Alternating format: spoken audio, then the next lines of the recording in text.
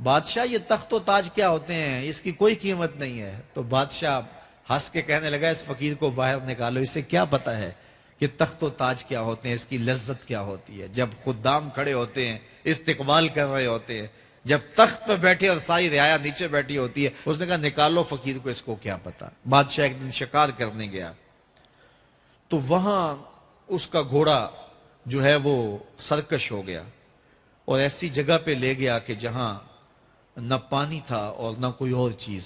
بادشاہ وہاں ہانپ رہا ہے کہ وہی فقیر مشکیزہ ڈالے ہوئے گزرا اور آواز دے رہا ہے پانی لے لو، پانی لے لو۔ بادشاہ کی تو موت واقع ہونے والی تھی، آخری ہچکیاں تھی، تو اس نے آواز دی پانی۔ تو اس فقیر نے کہا کہ ہاں تمہارے پاس ہے کوئی قیمت پانی دینے کی؟ اس نے کہا میں بادشاہ ہوں اس ملک کا۔ اس نے کہا ہوتے ہوگے، مجھے غرض نہیں ہے، میں تو بیچتا ہوں پانی۔ اس نے کہا بابا میں بادشاہ ہوں، جو مانگو گے میں دوں گا، مجھے پانی دو، میں مر رہا ہوں۔ اس فقیر نے کہا آدھی حکومت لگے گی۔ اس نے کہا آدھی لے لینا، مجھے پانی تو دو، کیونکہ مر گیا تو ساری جائے گی۔ اس نے پانی کا گھونٹ دیا، پیاس کی شدت تھی، جب پانی کا کٹورا اس نے منہ سے لگایا تو پانی حلق میں اٹک گیا۔ اب پھر دوبارہ مصیبت بن گئی۔ تو اس فقیر نے کہا کہ میں حکیم بھی ہوں، اگر کہو تو تمہارا علاج کر دوں۔ اس نے کہا ضرور کرو، لیکن اس نے کہا میں یوں ہی نہیں کروں گا، آدھی باقی حکومت بھی لگے گی، وہ بھی لکھ دو۔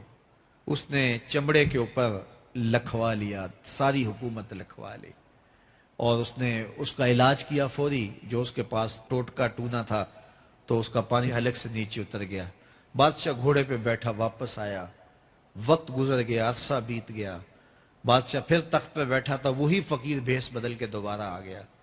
پھر اس نے نصیحت کی کہ آخرت کو یاد کرو، یہ دنیا کچھ نہیں ہے، 4 دن کی کہانی ہے۔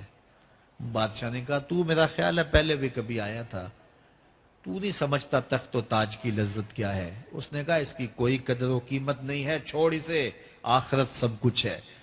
تو اس نے کہا نکالو اس فقیر بابے کو، یہ اس دن بھی آیا تھا تو آج پھر آ گیا ہے، اپنی راہ لے بابا۔ اس فقیر نے اپنے تھیلے سے وہ چمڑے کی دستاویز نکالی جس کے اوپر اس نے ساری حکومت لکھ کے دی تھی۔ اس نے کہا بادشاہ یہ ہے تیری حکومت کی قیمت، صرف 2 گھونٹ پانی، جس پر تو نازاں ہے، جس پر تجھے فخر ہے، تو قبل اس سے سورج مغرب سے طلوع ہو جائے، توبہ کا دروازہ بند ہو جائے، سانسیں اٹک کے حلق تک آ جائیں، اور ہماری زندگی کا دفتر سمیٹ دیا جائے، اور پھر پچھتائیں ہائے جو چند لمحے ضائع کیے، ہائے جو زندگی برباد کی وہ کیوں برباد کی۔ کل کے پچھتاوے سے بہتر آج کا پچھتاوا، زندگی پلٹ ہوگا، وقت پر کافی ہے ایک قطرہ بھی آب خوش ہنگام کا، جل گیا جب کھیت برسا میں تو پھر کس کام کا۔ آئیے میں اور آپ اپنی زندگی کو مالک کی چوکھٹ پہ، مالک کی دہلیز پہ لے جائیں، اس کے حضور سچی توبہ کریں، رجوع لائیں، اپنے گناہوں سے معافی مانگیں، وہ کریم ایک آنسو سے سارے گناہ معاف کر دے گا۔ اپنی آخرت کی تیاری کریں، کاروبار دنیا بھی کریں، لیکن اصل ہماری زندگی آخرت کی زندگی ہے۔ صحابہ کو خندق کھودتے دیکھا تو پیار آیا تو یہی کہا اللہم ان العیش عیش الآخرہ، اے اللہ زندگی تو آخرت کی زندگی ہے، فاغفر للانصار والمہاجرہ، میرے انصار کو بھی بخش دے، میرے مہاجروں کو بھی بخش دے۔ تو اللہ تعالی ہم سب کی مغفرت فرمائے۔ انسان کو اللہ تعالیٰ نے اتنی نعمتیں عطا کی ہیں کہ اگر وہ ان کا احساس کر لے تو کبھی بھی ناشکری اس کے انداز سے، رویے سے اور اس کی طرز زندگی سے ظاہر نہ ہو، بلکہ اس کا سانس سانس جو ہے وہ اللہ کا شکر کرے، اللہ کی تقدیس کے گیت گائے۔ لیکن یہ انسان ناشکرہ ہے۔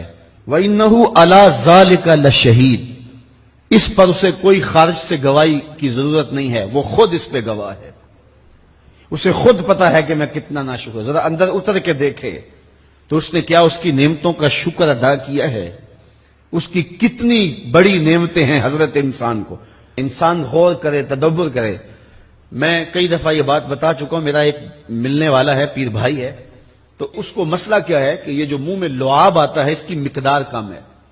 تو بنیادی طور پہ وہ لیکچرار ہے، تو اس نے روز جو ہے وہ طلباء کو لیکچر دینا ہوتا ہے تو 15 منٹ نہیں بول پاتا کہ منہ خشک ہو جاتا ہے. اب ہم نے کبھی اس کو نعمت سمجھا؟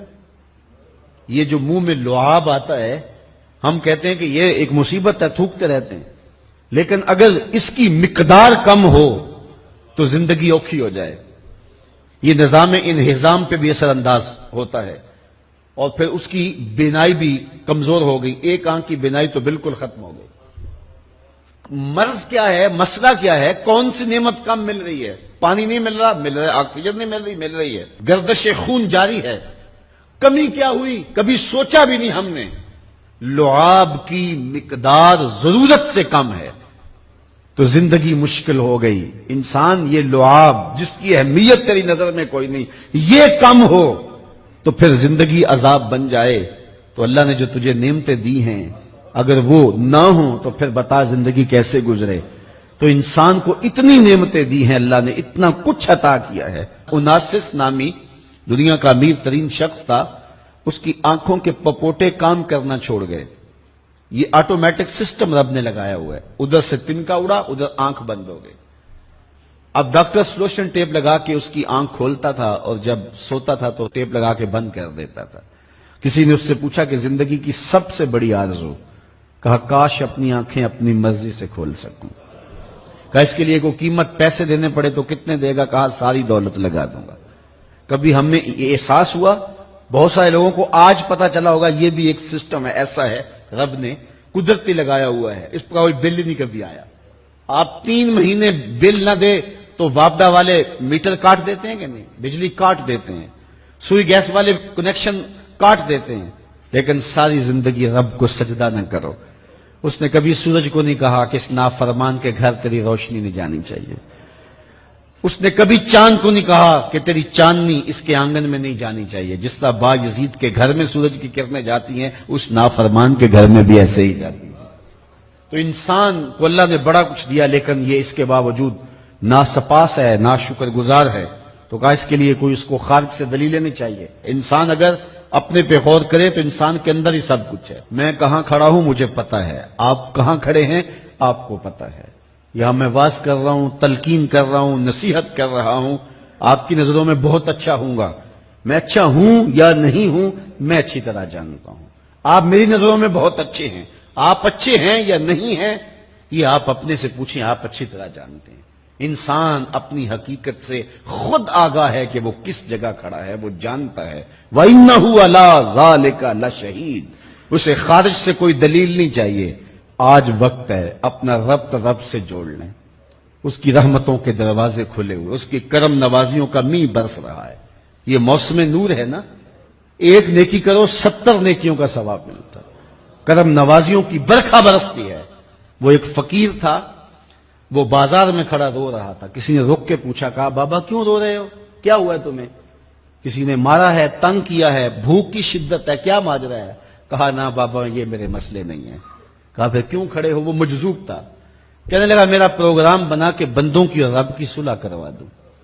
تو کہا پھر کیا ہوا؟ کہا وہ تو مانتے ہیں یہ نہیں مانتے. وہ تو کہتا ہے لے آئے نے میری دہلیز پہ, ایک آنسو سے سارے گناہ معاف کر دوں, لیکن یہ میری سنتے ہی نہیں ہے. ایسا پیار ہو گیا دنیا سے, میری بات ہی نہیں سمجھتے. میں انہیں سمجھاتا ہوں آگے سے مجھے پتھر مارتے ہیں. میں ان کی خیر کے لیے ان کو کہانی سنا رہا ہوں, میاں یہ دنیا عارضی ہے, لیکن یہ مجھے گھور گھور کے دیکھتے ہیں. مجھے ان کی عقل پہ رونا آ رہا ہے. وہ کہتا ہے لے آ میری چوکھٹ پہ, ابھی معاف کر دوں گا, ایک آنسو سے سارے گناہ دھو ڈالوں گا, سمندر کی جھاگ کے برابر بھی گناہ ہیں تو مٹا ڈالوں گا. لیکن یہ سمجھتے نہیں ہیں. خیر وہ چلا گیا. اگلے دن گیا تو قبرستان کے قریب سے گزرا تو وہ فقیر وہاں کھڑا رو رہا تھا. تو وہ پھر رو گیا. کہا بابا عجیب کہانی ہے تیری, بازاروں میں بھی روتا ہے اور قبرستانوں میں بھی روتا ہے, آج کیا مسئلہ ہے؟ کہا آج بھی میرا کل والا ہی مسئلہ ہے. کہا آج کیا مسئلہ ہے؟ کہا آج میں ادھر آیا تھا کہ ان کی اور رب کی صلح کروا دوں. تو کہا آج پھر کیا بنا؟ کہا آج یہ مانتے ہیں وہ نہیں مانتا. تو قبل اس سے کہ وہ وقت آئے کہ پھر وہ نہ مانے, آج لے ان کی پناہ, آج مدد مانگ ان سے, کل قیامت کو نہ مانیں گے اگر مان گیا. تو یہ تھوڑا وقت ہے زندگی کا, اس زندگی کو غنیمت سمجھیں. آفاق کے ہر ہر گوشے میں قرآن سنا کر دم لینا،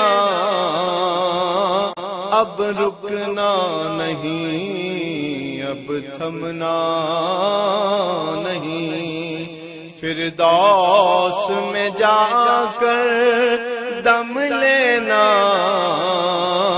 آفاق کے ہر ہر گوشے میں قرآن سنا کر دم لینا، اب رکنا نہیں، اب تھمنا نہیں۔